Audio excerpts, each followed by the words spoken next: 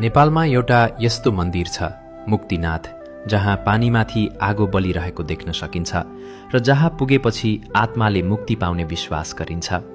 108 धाराको पवित्र पानीले यो स्थानलाई अझ रहस्यमय बनाएको छ। यो हो मुक्तिनाथ मन्दिर, मुस्ताङको करिब 3710 मिटर उचाइमा रहेको एक अद्भुत तीर्थस्थल।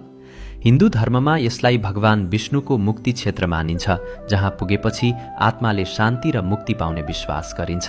यस्तो पवित्र स्थल जीवनमा एकपटक भने अवश्य पुग्नुपर्ने मानिन्छ। तर यो मन्दिर हिन्दूहरूको मात्र होइन, बौद्ध धर्मावलम्बीहरूले पनि यसलाई छुमिग ज्ञात छ भनेर पूजा गर्नुहुन्छ, जसको अर्थ हो 100वटा पवित्र पानीका धारा। मन्दिर परिसरमा रहेका 108 धाराबाट बग्ने चिसो पानीमा भक्तजन स्नान गर्नुहुन्छ र नजिकै रहेको प्राकृतिक ज्वालालाई दिव्य शक्तिको प्रतीक मानिन्छ। यही कारण मुक्तिनाथ केवल मन्दिर होइन, यो हिमाल, इतिहास, धर्म र रहस्यको अनौठो सङ्गम हो।